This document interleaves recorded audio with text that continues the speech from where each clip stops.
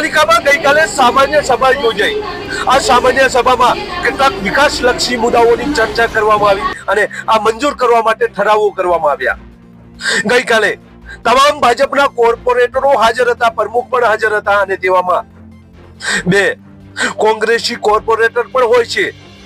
આ તમામ મુદ્દાઓની ચર્ચા થતી હોય છે તેવામાં આ કોંગ્રેસના બે કોર્પોરેટર વિરુદ્ધ પણ ક્યાંક કરતા જોવા મળે છે અને ત્યારબાદ એક ટોળું આવે છે અને આ ટોળું મોટી સંખ્યામાં આવે છે અને આ સામાન્ય સભા જ્યાં ચાલુ છે ત્યાં આ ટોળું ઘૂસી જાય છે અને પાણીની સમસ્યા છે એ પાણીની સમસ્યાનો નિકાલ કરવા માટેની રજૂઆત કરે છે।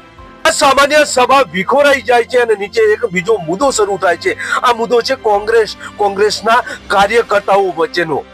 કોંગ્રેસના એક કાર્યકર્તા ત્યાં આવે છે અને કહે છે કે જે ટોળું લાવવામાં આવ્યું છે એ ટોળું પૈસા ખરીદીને લાવવામાં આવ્યું છે। વિરોધ પક્ષના નેતા ભાટી છે અને આ ભાટીને આજે મેન્ટેન આપવાનું છે એટલે હું આવ્યો છું અને આજે ટોળું આવ્યું છે। ભલે વાત સાચી છે પરંતુ આ ટોળું અનેક વખત આવે છે અને ખરીદી કરતા એક નેતા છે એ લઈને આવે છે। આમ કોંગ્રેસના જ એક કોર્પોરેટર સામે આંગળી ઈશારા મુજબ સીધી હતી જેની આજે વાત કરવી છે। નમસ્કાર, હું છું તમારો નાનજીભાઈ ઠાકોર અને આપ જોઈ રહ્યા છો પ્રાઇમ આવાજ ન્યૂઝ। ગઈકાલે રાધનપુર નગરપાલિકામાં સામાન્ય સભા યોજાય છે કારણ કે વિકાસની જરૂર છે। રાધનપુરમાં રોડ રસ્તાઓ નથી, ગટરની સુવિધા નથી એટલે ગઈકાલે આ સામાન્ય સભા હતી।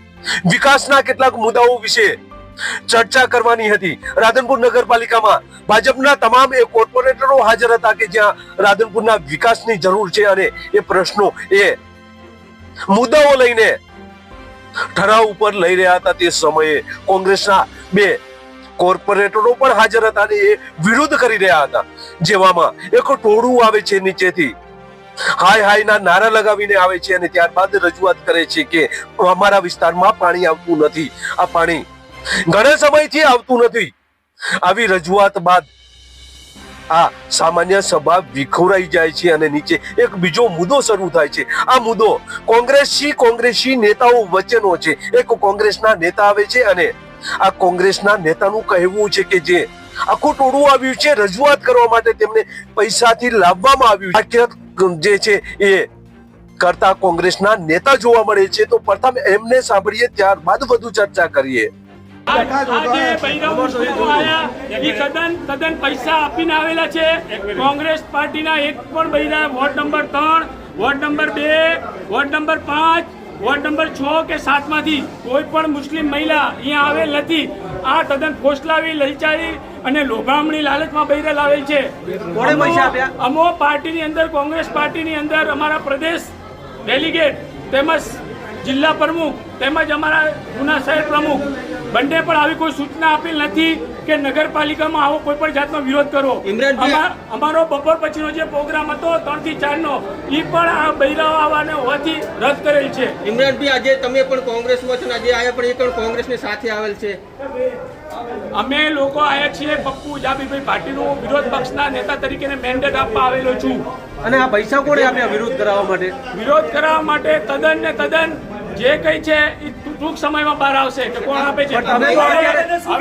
હવે અમે ટૂંક સમયની અંદર આનું પર્દાફાશ કરશું। તમે આક્ષેપ કર્યા છે તો જાણી જોઈને તો કરે નહીં, કોઈ કહે છે ને? શ્યોર, અમે આ જે પણ વિરોધ પક્ષનું મેન્ડેટ પાછલા 4 મહિનાથી રોકવામાં આવતું હતું, અમે પ્રદેશમાં રજૂઆત કરી કે પપ્પુ ભાટી એક કદાવર નેતા છે, યુવા નેતા છે, તેમ છતાં પ્રદેશમાં ખોટી રજૂઆતો કરીને મેન્ડેટ રોકવામાં જે મેન્ડેટ હું આજે સીઓ તેમજ ભાવનાબેન નગરપાલિકા પ્રમુખને આપેલ છે।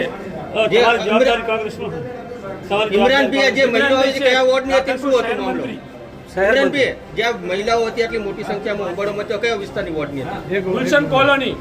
ત્યાં ફક્ત એક ચોક્કસ જગ્યાની હતી। વોર્ડ નંબર 1 એટલો મોટો વિસ્તાર છે કે જ્યાં આપણે અત્યારે રિટર્ન તમે લોકો મીડિયા છો, તમે લોકો જઈ શકો છો। નો ડાઉટ પાર્ટી કામ નથી કરતી, પાલિકા કામ નથી કરતી। મેં પણ પાલિકામાં રજૂઆત કરી છે, લેખિત ને મૌખિક। પાલિકા તરફથી મને એવું કહેવામાં આવ્યું છે કે ફક્ત એક ચોમાસું પતવા દો, તમારી જે કોઈ રજૂઆતો છે અમે એનો નિવાડો લાવશું। જે પાલિકામાં જે મહિલાઓ પહોંચી હતી પાણીની સમસ્યા લઈને રજૂઆત લઈને પહોંચેલ છે અહીં પાલિકાની અંદર જે કઈ નગરપાલિકાની રજૂઆતો સાચી છે પણ એ રજૂઆતો બાબતે મેં પણ રજૂઆત કરેલી છે। મને ચીફ ઓફિસર જે ભટ્ટ સાહેબ ગયા એમને મને મૌખિકમાં પણ કીધેલું છે કે તમારું ચોમાસા પછી 100% હું નિવાડો લાવીશ. પૂરું કરો પહેલા. સામાન્ય સભા ચાલુ હતી ત્યારે પ્રથમ વખત પોલીસ પણ હાજર રાખવામાં આવી હતી. આમ તો ઘણી એવી સામાન્ય સભાઓ થઈ ગઈ જેમાં અત્યાર સુધી કોઈ સમયે પોલીસ રાખવામાં આવી નથી, પરંતુ આ સામાન્ય સભા ગઈકાલે હતી એમાં પોલીસનો બંદોબસ્ત પણ હતો.